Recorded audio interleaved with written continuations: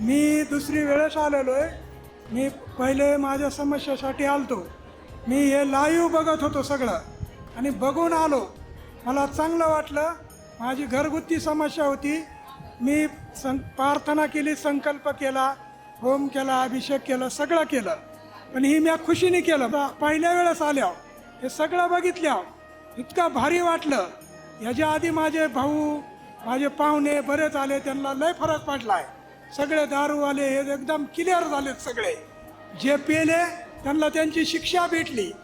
ते लय परेशान झाले. पुन्हा येऊन त्यांनी इथं नाक घासून पुन्हा माफी मागितली. आता एकदम क्लिअर चालते. हे आपण संकल्प करतो, हे आपला अभिषेक करतो, हे आपल्यासाठी आणि हे केलेलं चांगलं असतं ह्याच्यासाठी आहे. आणि हिथं जे चाललंय हे सगळं आपल्यासाठीच चाललेलं आहे. हे आपण जे पावती फाडतो, हे करतो, ह्याच्यावर हे सगळा खर्च उभा राहिलेला आहे. मी 1.5 महिन्यापूर्वी आलतो, त्यावेळेस इथं साईटला हे बाथरूम, हे रूमा काही नव्हतं. हे फक्त 1.5 महिन्यात उभं राहिलंय सगळं. हे सगळं हे खर्च आपल्यासाठी चाललेला आहे. सगळ्यांनी माझी एकच विनंती, सगळ्यांनी यायचं आपल्या इच्छेनुसार. आपल्याला काय द्यायचं आहे ते द्यायचं. आपल्या घरात जे चाललंय हेच अडचणी येतात, हे निवारण करून घ्यायचं.